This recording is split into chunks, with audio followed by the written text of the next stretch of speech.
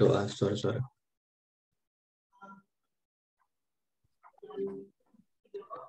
Bapa di sorga, kami bersyukur hidup pemberian-Mu tidak selalu mudah, tapi kami tahu kami tak pernah ditinggalkan. Engkau Allah yang mengasihi kami, karena memang Engkau adalah Sang Kasih itu sendiri. Engkau memelihara kami dengan cinta kasih Bapa Surgawi. Engkau menyelamatkan kami dengan pengorbanan Putra Tunggal-Mu Yesus Kristus. Dan Engkau tinggal di hati kami untuk selamanya, menjadi penolong, penghibur, dan pengajar, yaitu Roh-Mu yang kudus. Ya Allah Tritunggal, kami menyembah-Mu. Dan kami datang saat ini ingin memulai Bible study kami, persekutuan kami di sekitar firman-Mu ini, dengan memohon pimpinan-Mu saja. Supaya dengan berkat dari hikmat-Mu, dari firman-Mu, kami beroleh kekuatan dan pengertian untuk mengenal rahasia kasih-Mu lebih dan lebih lagi.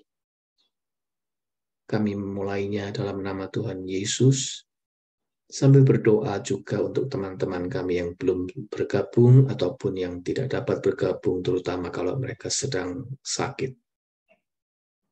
Terima kasih Bapa di surga. Amin.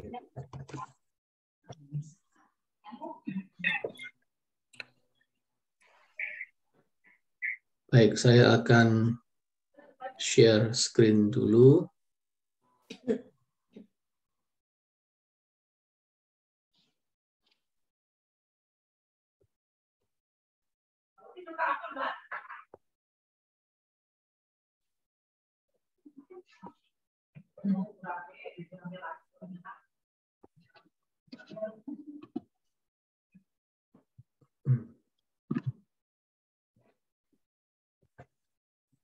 Oke.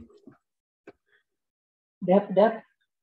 Ya, baik saudara-saudara, kita sudah sampai pada pertemuan Life After Death yang ke-14.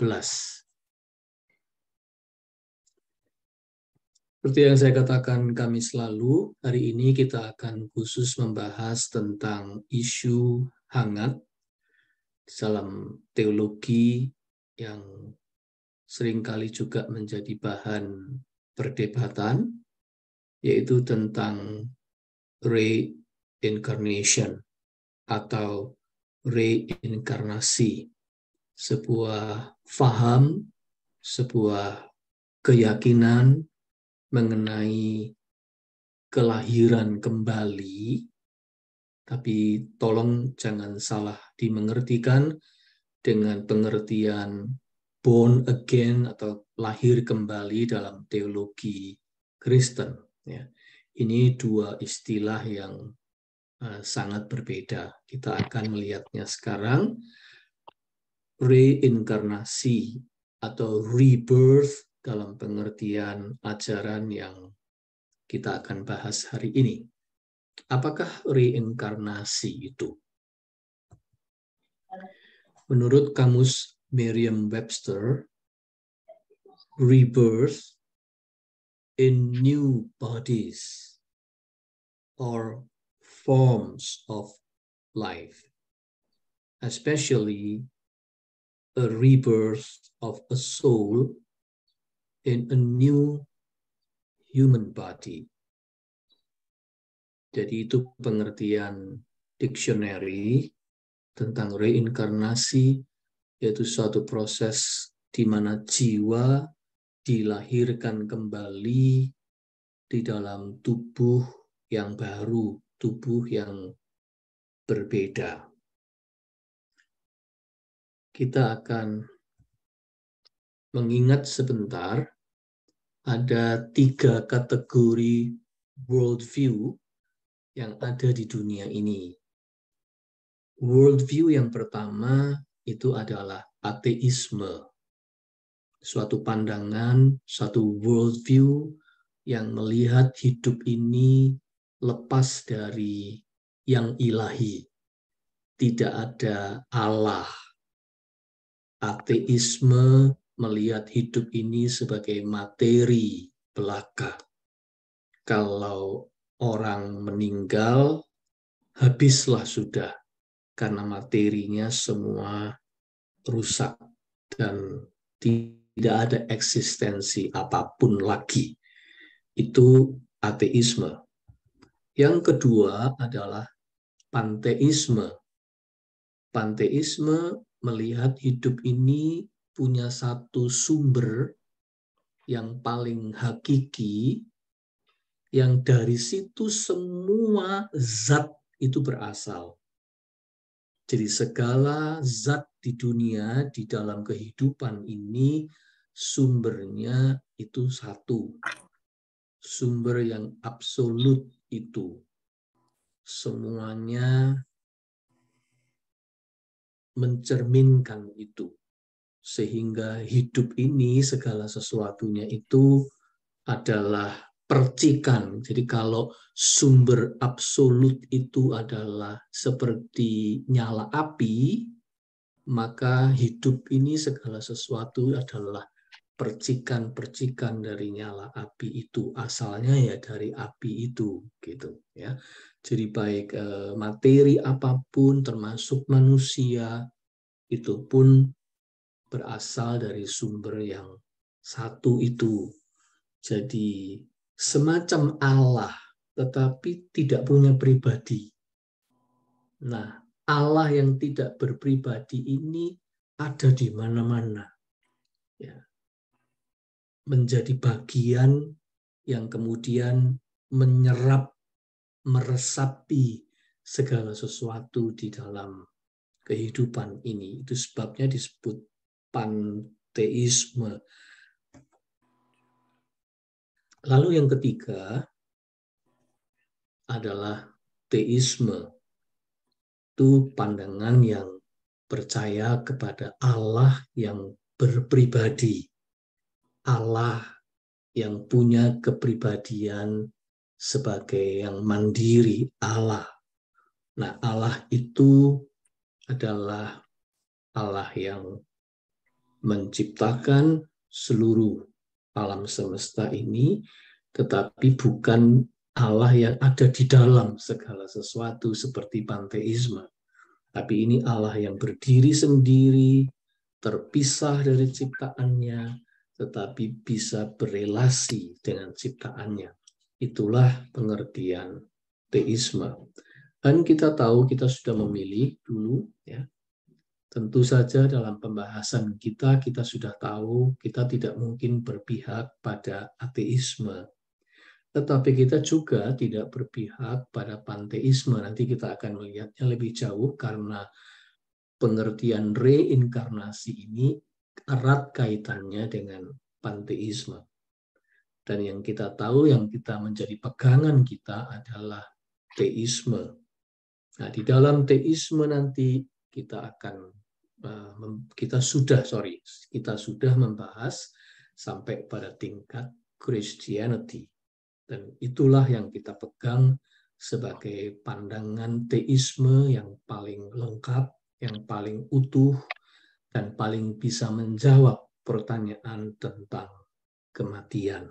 Sebab hanya di dalam Christianity ada yang namanya kebangkitan Yesus dari kematian. Jesus is resurrection. Oke, itu semua sudah kita bahas. Saya hanya ingin mengulanginya untuk mengingatkan bahwa reinkarnasi yang kita bicarakan hari ini itu termasuk di dalam pandangan yang kedua, yaitu panteisme. Apa itu dan bagaimana panteisme melihat kehidupan ini? Menurut panteisme, kematian itu tidak terelakkan oleh kehidupan. Semua yang hidup nanti juga mati. Tetapi lahir kembali atau hidup kembali itu juga tak terelakkan oleh kematian. Semua yang mati nanti juga akan hidup kembali. Setiap jiwa apabila belum dapat menyatu secara total dengan atau terserap ke dalam sumber hakiki dari segalanya, belum dapat menyatu secara total dengan sumber hakiki dari segalanya atau Allah yang tidak berpribadi tadi, maka jiwa itu akan terus dilahirkan kembali di dalam wujud yang berlain-lainan. Jadi dia akan hidup kembali. Taruh kata orang yang hidup di abad 18. Lalu dia mati. Maka dia bisa hidup kembali dalam wujud yang berbeda di abad 21. Jadi jiwanya itu akan kembali mendapat wujud bentuk tubuh yang baru. Itu sebabnya tadi disebutkan dalam kamus Merriam-Webster itu sebagai sesuatu rebirth, di mana orang diberi tubuh yang baru setelah jiwanya itu mati. Dengan demikian, pandangan panteisme melihat hidup itu menjadi suatu proses siklis, muter terus, mati, nanti hidup lagi, hidup, nanti mati lagi, mati, nanti hidup lagi dalam wujud yang berbeda, di waktu yang berbeda, di zaman yang berbeda, tapi nanti mati lagi. Setelah mati nanti hidup kembali dalam zaman yang berbeda, dan itu sangat ditentukan dia hidupnya waktu itu seperti apa. Ya. Kalau hidupnya itu tidak baik, maka hidupnya dia di kemudian akan lebih parah kondisinya. Ya. Dengan demikian, itu hidup menjadi suatu proses siklis yang selalu berulang kembali. Nah, pertanyaannya adalah mengapa begitu? Mengapa harus mengikuti siklis itu? Mengapa harus mengikuti perputaran rebirth itu terus? Mengapa jiwa itu belum dapat menyatu dengan sumber hakikinya? Mengapa jiwa itu tidak bisa terserap ke dalam sumber hakiki itu, sehingga dia harus muter terus dalam siklus reinkarnasi? Jawabnya adalah karena ada the law of karma, karena ada hukum karma. Jadi pandangan reinkarnasi itu bergandeng erat dengan the law of karma. Karena ada the law of karma itulah, maka ada reinkarnasi. Menurut the law of karma, kehidupan seseorang sekarang itu sedang membayar kesalahan-kesalahannya dalam kehidupan dia sebelumnya. Jadi kalau dalam kehidupan sebelumnya dia banyak melakukan kesalahan, dia banyak melakukan kejahatan, maka hidupnya sekarang harus membayar harganya. Karena ada hukum karma. Hidupnya sekarang adalah karmanya dia. Hidupnya sekarang harus menanggung akibat dari apa yang dilakukannya dalam hidup sebelumnya. Jadi ada hukum karma yang terus berlaku di situ.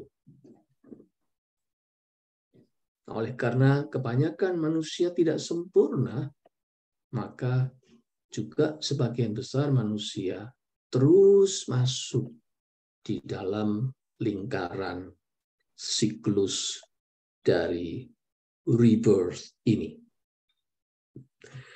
Karena semua orang yang punya kesalahan, dia harus membayarnya. Jadi ada sebab dan ada akibatnya, dan itu melampaui kematian. Sehingga sesudah kematian pun, maka karma yang dipikulnya harus dibayarnya di kehidupan sesudahnya. Nah, pandangan tentang hukum karma dan reinkarnasi ini semula saudara-saudara memang lebih dihidupi oleh agama-agama atau keyakinan timur, Eastern.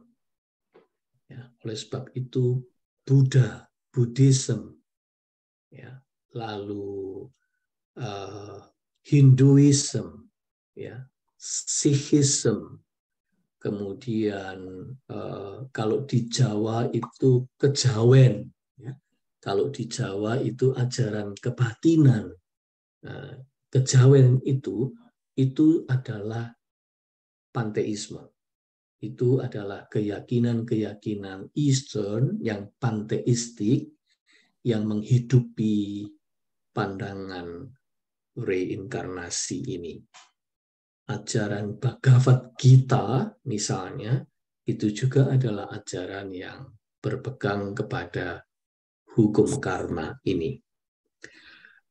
Tetapi di kemudian hari harus diakui, pandangan reinkarnasi ini tidak monopoli keyakinan dari agama-agama timur, tetapi juga diadopsi oleh dunia modern barat.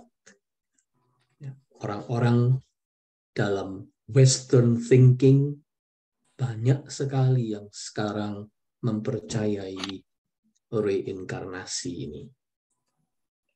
Ini di Amerika contohnya, saudara-saudara, ada yang disebut sebagai the Bridey Murphy mania. Bridey Murphy ini satu kasus yang terjadi pada tahun 50-an. Seorang wanita bernama Virginia Tighe, umurnya 29 tahun waktu itu, dalam kondisi dia terhipnotis, dia menceritakan bahwa dirinya adalah namanya Bridey Murphy.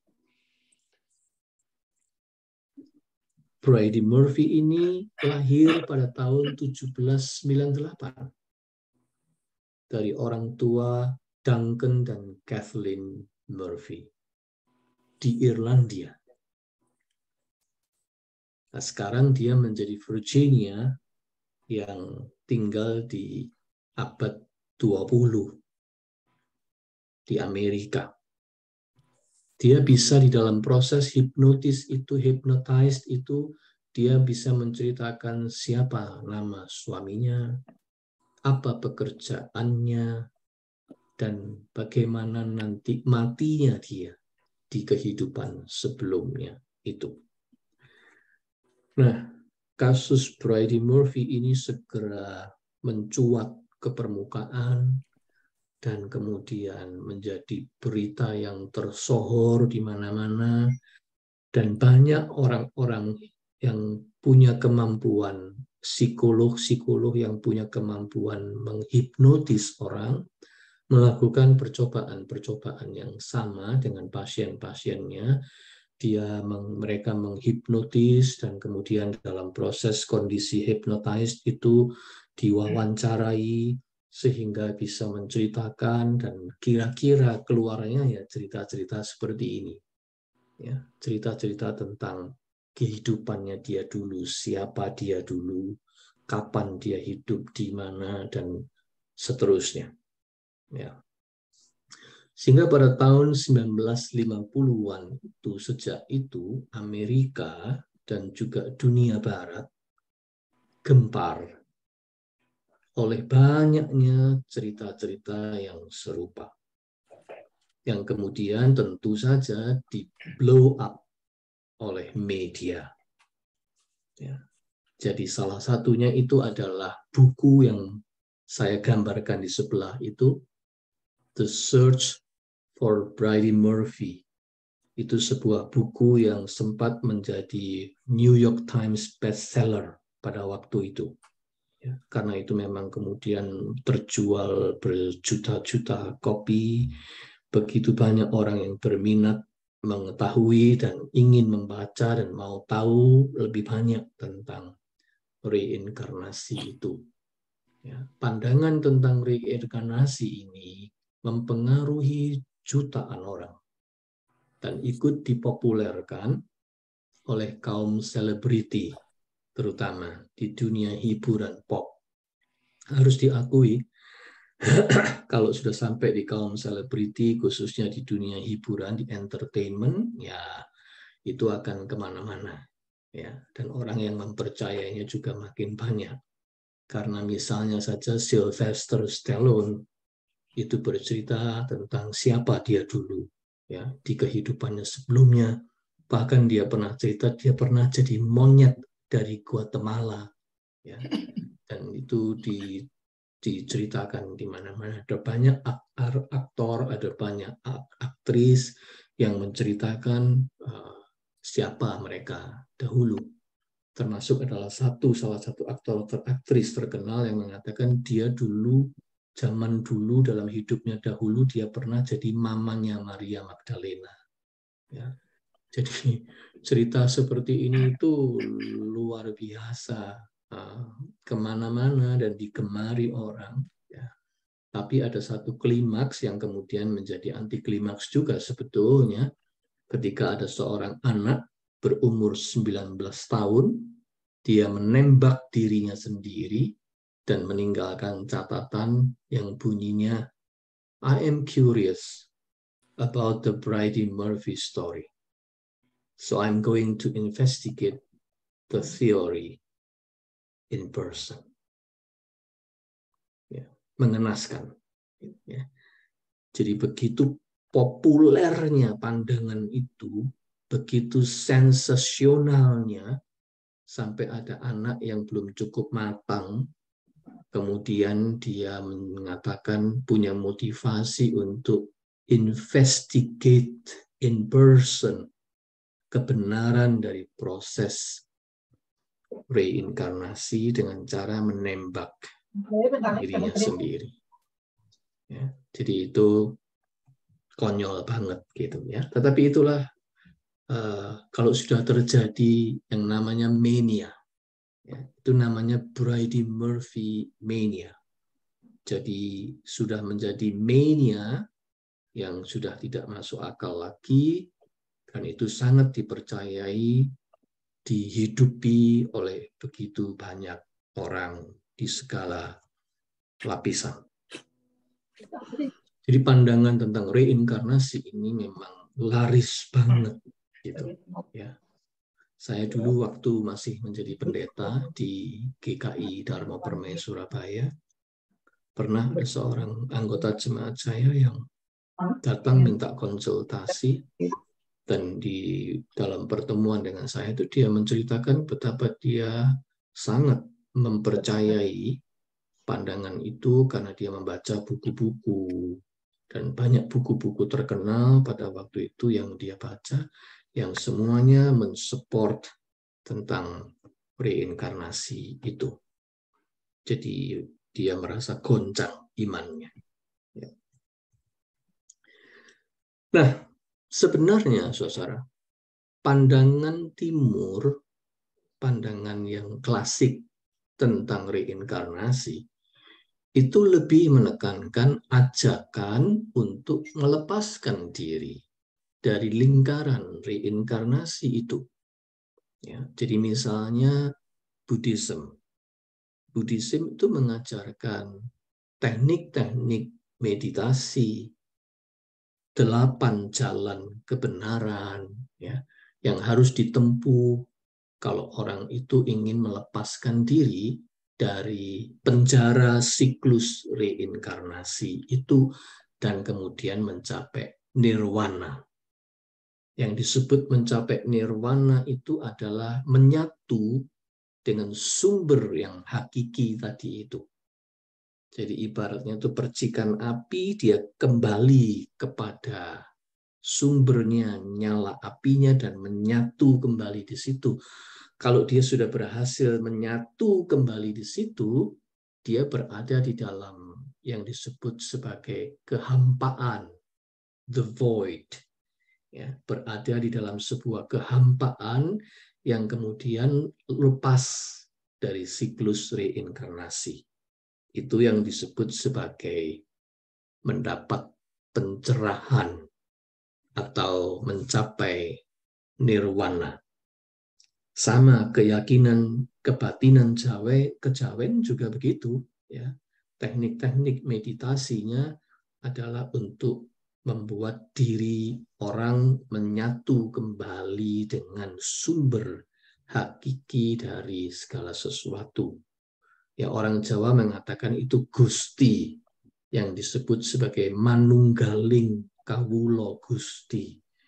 Jadi kawulo dan Gusti manunggal menjadi satu kembali. Itu adalah tujuan dari agama-agama timur yang mengajarkan tentang reinkarnasi itu. Ya. Tetapi harus diakui, ketika itu laris di dunia barat, di dunia pop barat, reinkarnasi itu lebih disambut sebagai sensasi. Orang barat, orang Amerika khususnya, suka sensasi. Sensasi bahwa ternyata kita ini bisa hidup berulang kali loh. Siapa yang nggak seneng? Karena kalau toh nanti mati bisa hidup lagi. Ya, itu bisa hidup berulang kali di zaman yang berbeda-beda, menjadi orang yang berbeda-beda. Wow, itu sensasional sekali, gitu. Ya. Dan itulah yang lebih banyak dihidupi dalam dunia modern Barat, orang yang menganggap pandangan reinkarnasi ini sensasional. Ajaran Kristen tidak menarik, mengajarkan hidup yang cuma satu kali. Hidup ini padahal menurut mereka itu berharga. Nah, kalau bisa hidup berulang kali kan enak. Ya, dan ini menjadi sesuatu yang sensasional sekali. Nah, yang mengherankan adalah, saudara-saudara, banyak orang Kristen, bahkan termasuk para teolog, yang meyakini kebenaran dari reinkarnasi. Jadi jangan dikira ini hanya pada level-level orang-orang awam. Ya. Bahkan sampai pada level para teolog pun ada yang menghidupi ajaran reinkarnasi. Sebuah survei yang mandiri menyatakan 24% orang Kristen di Amerika mempercayainya. 24%, seperempat, bayangkan. 24% orang Kristen di Amerika mempercayai reinkarnasi. Bahkan ada yang lebih gila lagi menyebut bahwa Yesus juga mengajarkan reinkarnasi. Ya. Jadi saking gemparnya pandangan ini bisa merasuki dan mempengaruhi bahkan di level orang-orang Kristen pada tingkat teolog, bahkan kemudian berusaha untuk masuk pada level Alkitab yang mau mengatakan bahwa di dalam Alkitab pun sebenarnya ada ajaran reinkarnasi. Argumentasi mereka begini, itu ajaran Trinitas misalnya, kan di Alkitab tidak ada. Sebutan Trinitas di Alkitab tidak ada, tapi itu biblical. Nah, begitu juga dengan reinkarnasi, tidak ada sebutan reinkarnasi. Tapi bukan berarti tidak ada di dalam Alkitab. Jadi ini sudah masuknya sudah sampai pada level yang luar biasa mendalam. Ayat yang sering dipakai mereka adalah ini. Matius 11, ayat 11 sampai 15. Aku berkata kepadamu, sesungguhnya di antara mereka yang dilahirkan oleh perempuan, tidak pernah tampil seorang yang lebih besar daripada Yohanes Pembaptis. Namun yang terkecil di dalam kerajaan sorga lebih besar daripadanya. Sejak tampilnya Yohanes Pembaptis hingga sekarang, kerajaan sorga diserong dan orang yang menyerongnya mencoba menguasainya. Sebab semua nabi dan kitab Taurat bernubuat hingga tampilnya Yohanes. Dan jika kamu mau menerimanya, ialah Elia yang akan datang itu. Kata Tuhan Yesus, siapa bertelinga, hendaklah ia mendengar. Nah, orang-orang yang berpandangan bahwa Alkitab juga mengajarkan memakai ayat ini, khususnya ayat 14, ketika Tuhan Yesus mengatakan bahwa Yohanes Pembaptis itu adalah Elia. Elia yang akan datang itu dalam bentuk Yohanes Pembaptis. Itu reinkarnasi, kata mereka. Nah, bagaimana kita menanggapinya? Yang pertama, jangan lupa, saudara, Alkitab menceritakan Elia itu tidak pernah mati, melainkan dia diangkat ke sorga. 2 Raja-Raja 2 ayat 11. Jadi kalau nggak pernah mati, bagaimana mungkin Elia menjalani reinkarnasi? Ya, itu poin pertama. Poin yang kedua, dalam peristiwa transfigurasi, peristiwa Tuhan Yesus itu berubah rupa di atas gunung. Di situ ada Elia dan Musa muncul sejenak untuk berbicara dengan Yesus. Matius 17 ayat 3. Pada saat itu, Yohanes Pembaptis juga sudah mati di penggal kepalanya. Jadi bagaimana mungkin Elia masih bisa tampil pada peristiwa transfigurasi kalau Elia itu menjadi Yohanes Pembaptis dan Yohanes Pembaptis juga sudah mati? Bagaimana masih ada Elia di dalam peristiwa transfigurasi? Itu argumentasi kedua yang pantas kita kemukakan. Meskipun argumentasi pertama saja sudah kuat, ya, bahwa Elia nggak pernah mati. Jangan bilang Elia berreinkarnasi, karena reinkarnasi itu hanya dialami orang yang sudah mati, kan? Menurut teorinya begitu. Padahal ini enggak, Elia nggak pernah mati. Elia itu diangkat ke sorga. Kemudian yang ketiga, pada saat kelahiran Yohanes Pembaptis, malaikat Gabriel memang berkata bahwa ia akan berjalan dalam roh dan kuasa Elia. Lukas 1 ayat 17. Tetapi yang dimaksudkan adalah ada keserupaan peran, fungsi kenabian, dan sedikit penampilan sebagai seorang nabi antara Yohanes dengan Elia. Itu sebabnya Douglas Groothuis berkata, this meant he would have the same office and function as Elijah. And so in that sense, he was Elijah. He certainly had an Elijah-like ministry.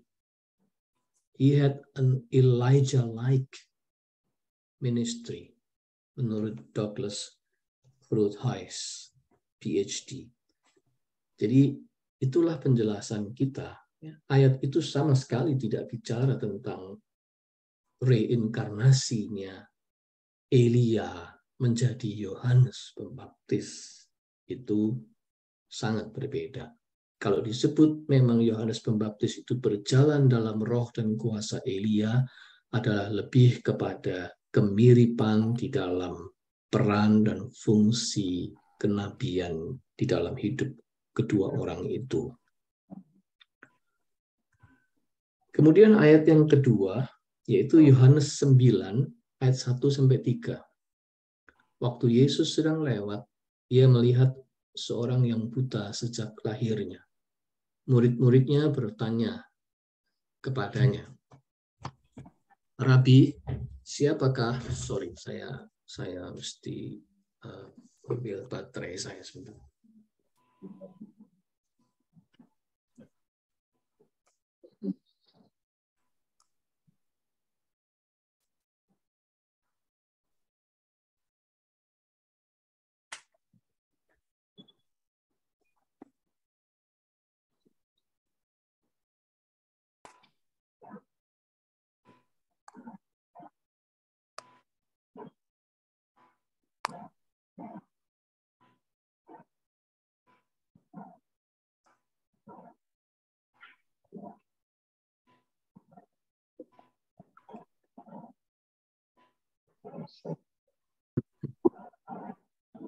Murid-muridnya bertanya kepadanya, Rabi, siapakah yang berbuat dosa? Orang ini sendiri atau orang tuanya sehingga ia dilahirkan buta? Jawab Yesus, bukan dia dan bukan juga orang tuanya. Tetapi karena pekerjaan-pekerjaan Allah harus dinyatakan di dalam dia. Ya, Anda tentu masih ingat cerita ini secara utuh.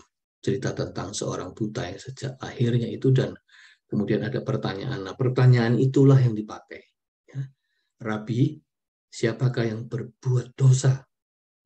Orang ini sendiri atau orang tuanya sehingga ia dilahirkan buta? Jadi argumentasi orang yang percaya pada reinkarnasi di dalam ayat ini adalah para pendukung itu mengatakan kalau dia buta sejak lahir, berarti pertanyaan dirinya berdosa itu, apakah orang itu berdosa, itu berlaku untuk kehidupannya yang sebelumnya. Ya, jadi ini penafsiran mereka seperti itu. Jadi pertanyaan untuk orang yang buta sejak lahirnya kok ditanyakan apa dosanya.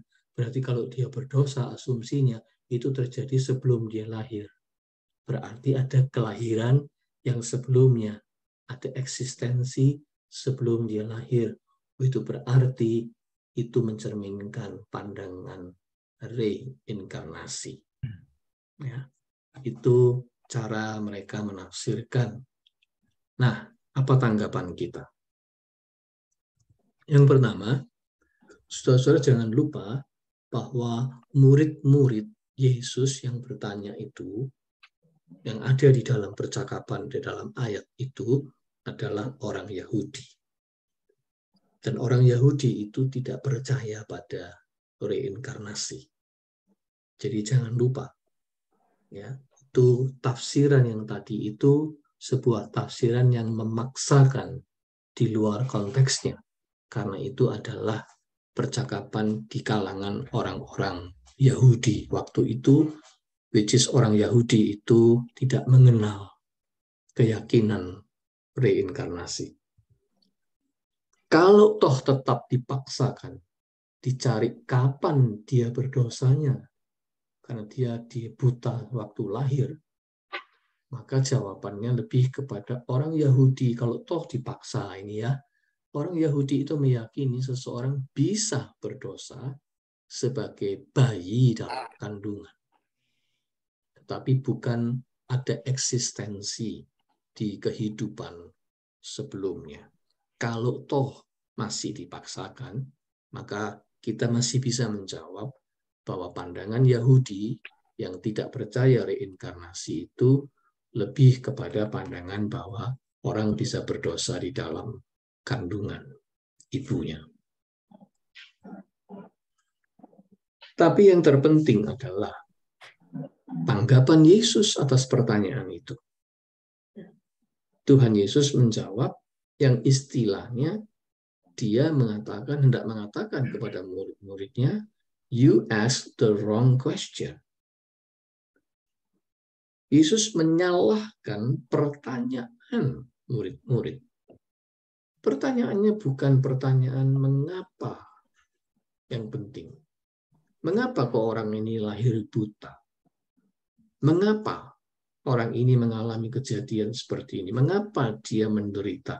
Mengapa dia mengalami sakit? Mengapa dia miskin? Mengapa dia itu kecelakaan? Mengapa dia itu, dan seterusnya. Bukan pertanyaan mengapa yang penting, melainkan pertanyaan apa dan bagaimana sebaiknya yang kita lakukan sekarang. Pertanyaan mengenai apa yang Allah lakukan di dalam hidup orang ini.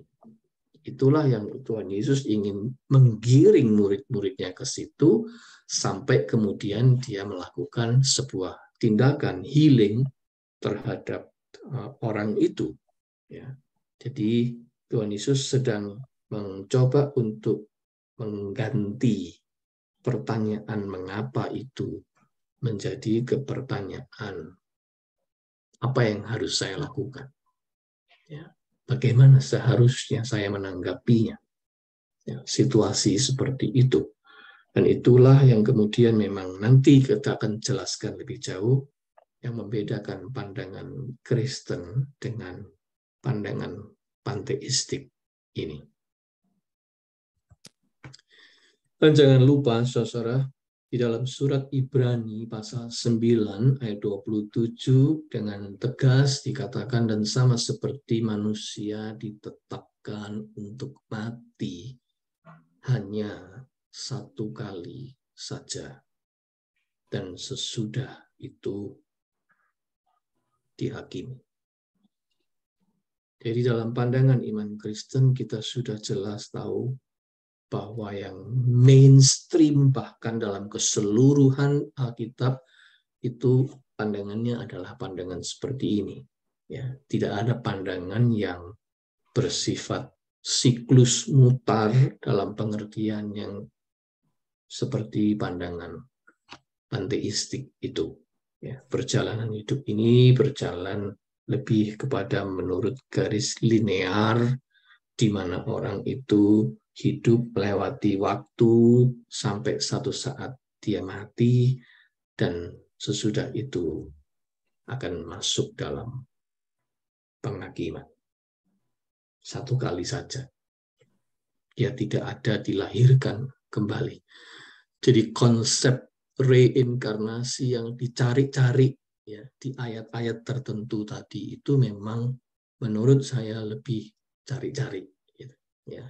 Karena memang di dalam Alkitab baik secara literal maupun secara substansial tidak pernah ada pengajaran yang mensupport, apalagi sampai mengatakan Yesus mengajarkan reinkarnasi. Itu perlu kita jawab dengan tegas. Ya. Tapi sebelum itu, mari kita lontarkan beberapa pertanyaan kritis dulu terhadap pandangan reinkarnasi dan hukum karma ini. Yang pertama, pandangan tentang reinkarnasi dan karma merasa puas bisa menjelaskan mengapa seseorang menderita atau mengalami ketidakadilan di dalam hidupnya sekarang. Ada seorang biku yang sekarang sangat terkenal, ya. Biku ini orang Indonesia, dulunya beragama lain. Ya, saya nggak mau sebut agama apa, tapi dia dulu bukan agama Buddha, tapi sekarang dia menjadi biku dan dia memberi kesaksian bahwa kenapa dia memilih ajaran Buddha itu karena menurut dia itu memberikan jawaban atas pertanyaannya dia. Karena dia mempertanyakan mengapa orang ini menderita. Mengapa hidup ini susah buat dia? Mengapa orang ini miskin? Mengapa orang ini menghadapi kesusahan seperti itu dan seterusnya? yang selama itu dia tidak pernah bisa jawab. Kenapa? Agamanya dia yang lama tidak menjawab, itu menurut dia. Ya. Tetapi ketika dia mempelajari pandangan panteistik ini, dia kemudian mendapat jawaban, oh, itu karena kehidupannya dia dahulu. Gitu. Oleh karena hukum karma, maka dia sekarang mengalami ini. Itu karena ada sesuatu di kehidupannya sebelumnya. Jadi dia merasa puas karena mendapat jawaban atas pertanyaan mengapa, yang sejujurnya memang pertanyaan universal, ya, pertanyaan semua orang dalam pergumulan di dunia ini menghadapi penderitaan dan ketidakadilan. Mengapa? Why? Atau bahkan lebih ekstrim, why me? Kalau itu terjadi pada dirinya. Dan itu mendapat jawaban di dalam pandangan reinkarnasi. Tetapi, saya juga ingin mempertanyakan, benarkah semua penderitaan di dunia ini bisa dijawab hanya dengan sesimpel itu? Oh, itu karena sudah karmanya. Oh, itu karena kehidupan sebelumnya dia pasti punya salah, sehingga sekarang dia harus membayarnya. Ya. Kalau ada seorang anak bayi yang kemudian sakit di saat masih kecil, struggle dengan penyakit dan kemudian mati, atau masih struggle belum mati, ya. Dan kemudian Anda harus memberikan penjelasan kepada orang tuanya. Bisakah Anda, tegakah Anda berkata kepada orang tuanya dengan sesimpel bahwa, oh, bayi ini atau anakmu ini pasti di kehidupannya dahulu dia punya dosa, makanya sekarang dia mengalami seperti ini. Bisakah kita melakukan pendekatan seperti itu dengan sesimpel itu? Saya kira kalau kita nggak dikaploki aja sama orang tuanya masih untung. Ya. Jadi not that simple gitu loh. Ya. Saya ingin mengatakan bahwa tidak sesederhana itu. Memang kelihatannya you bisa jawab pertanyaan itu, ya. Tetapi apakah benar jawaban seperti itu akan membuat semua orang itu secara hati nurani dan akal budi dan common sense dia bisa menerimanya begitu saja? Ya, tentu saja ini masih menjadi sebuah pertanyaan. Dan kemudian yang berikut, jika memang begitu, jika memang semua orang yang di dalam hidupnya mengalami masalah, penderitaan, dan tekanan ketidakadilan, dia itu karena menanggung karma, maka kalau kita menolong orang yang menderita, itu justru menentang hukum karmanya, bukan? Istilahnya, kita sedang menginterupsi pelaksanaan karma orang itu. Kalau Anda lihat orang susah, ya, iman Kristen selalu mengajar kita untuk menolong orang yang susah. Ada orang yang kena bencana alam, ya, sekarang di mana? Di Malang, ya, di daerah Malang sedang ada banjir besar, ya, banjir bandang yang menyerang beberapa wilayah di Jawa Timur. Sampai airnya sampai setinggi genteng rumah. Kalau ada orang yang mengalami penderitaan seperti itu dan kemudian kita terdorong untuk menolong orang-orang yang terkena bencana, oh, itu berarti kita sedang menginterupsi hukum karmanya dia, bukan?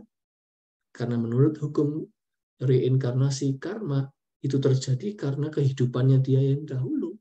Makanya sekarang dia kena bencana. Kalau kamu bantu dia, berarti kamu sudah menginterupsi pelaksanaan karma orang itu. So, biarkan saja dia menderita. Itu karmanya dia. Is that so? Is that right? Apakah memang itu? Tentu saja ini sebuah pertanyaan yang pantas dilontarkan. Pertanyaan kritis terhadap pandangan reinkarnasi.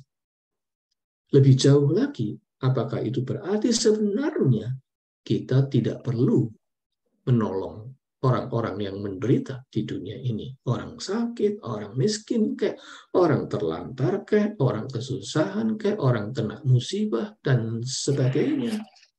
Nggak perlu menolong. Karena yang mereka alami itu adalah karmanya mereka. Ya. Oh, ini pertanyaan penting yang harus dilontarkan, saudara-saudara. Kalau kita tetap bersikeras meyakini bahwa reinkarnasi itu sebuah pandangan yang benar, dan bahkan meyakini bahwa di dalam kekristenan pun harusnya kita percaya pada reinkarnasi. Jawab saja pertanyaan tadi yang saya lontarkan 4 itu. Ya.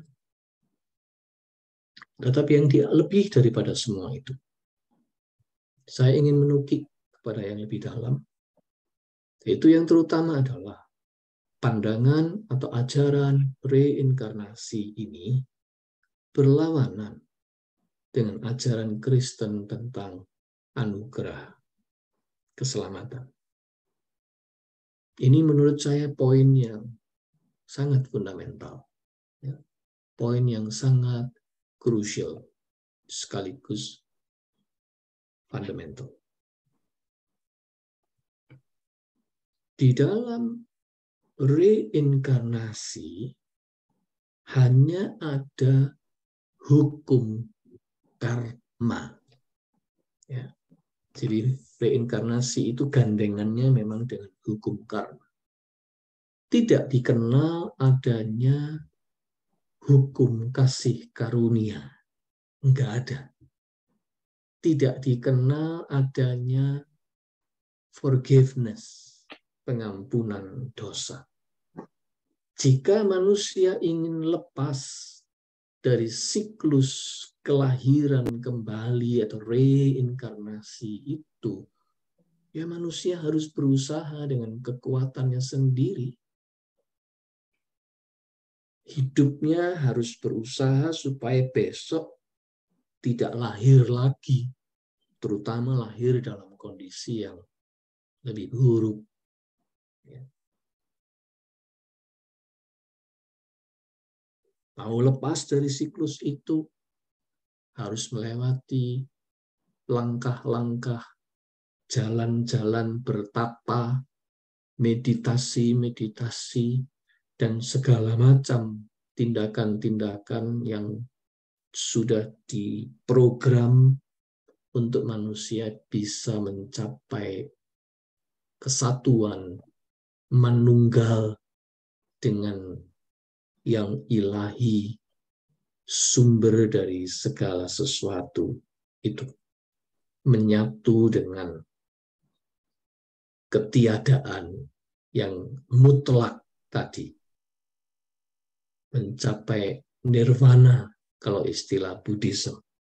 Ya, kalau mau begitu, ya harus melewati banyak tahapan-tahapan yang pada dasarnya depend on kekuatan manusia sendiri.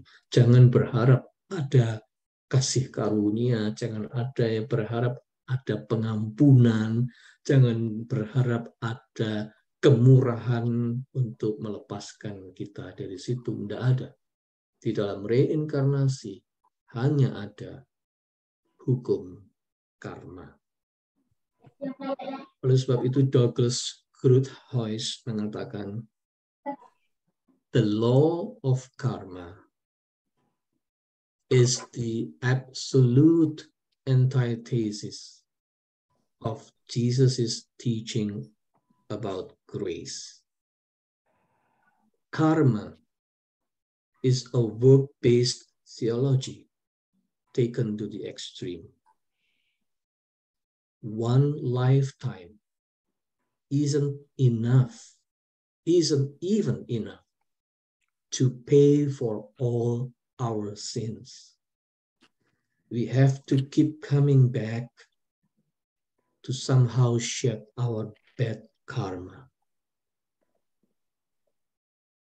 But the Bible teaches that we can't earn our salvation. Rather, it is a pure gift of God's grace. So karma and grace are like oil and water. They can't be mixed. That's why, logically speaking, a person can't be a true Christian and believe in reincarnation at the same time. Menurut saya, pandangan Douglas Groothuis sangat benar dan tegas. Tidak mungkin kita menganggap diri a true Christian while at the same time kita believe in reincarnation. Karena hukum karma nggak bisa menjadi satu dengan hukum kasih karunia. Karma tidak mungkin menyatu dengan grace. Padahal dalam iman Kristen, kita ini mengenal di atas hukum tabur tuai. Memang betul kita ada istilahnya hukum tabur tuai, tetapi jangan dianggap sebagai iman Kristen kemudian mempercayai karma, karena karma itu absolut. Sebuah hukum yang absolut, hukum tabur tuai yang tidak ada lagi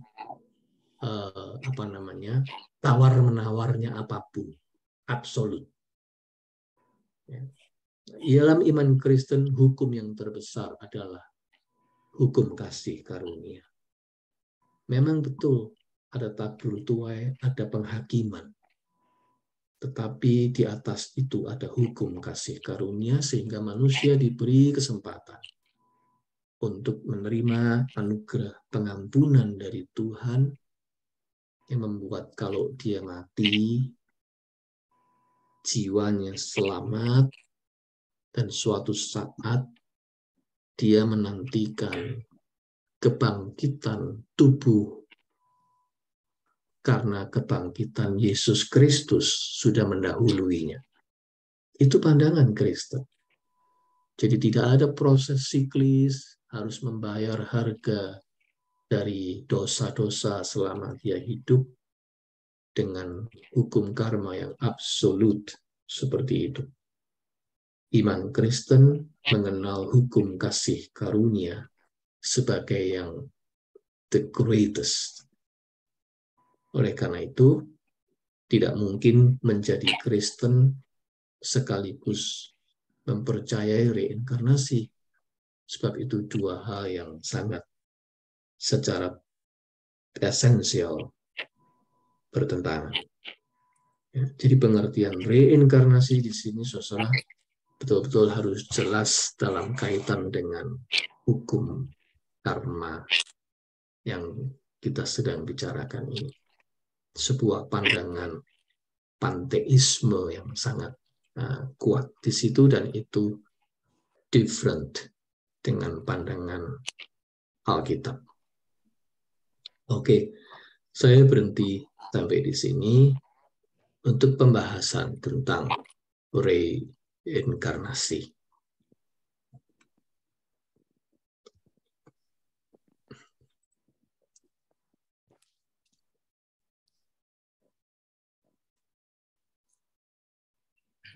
Saya stop share.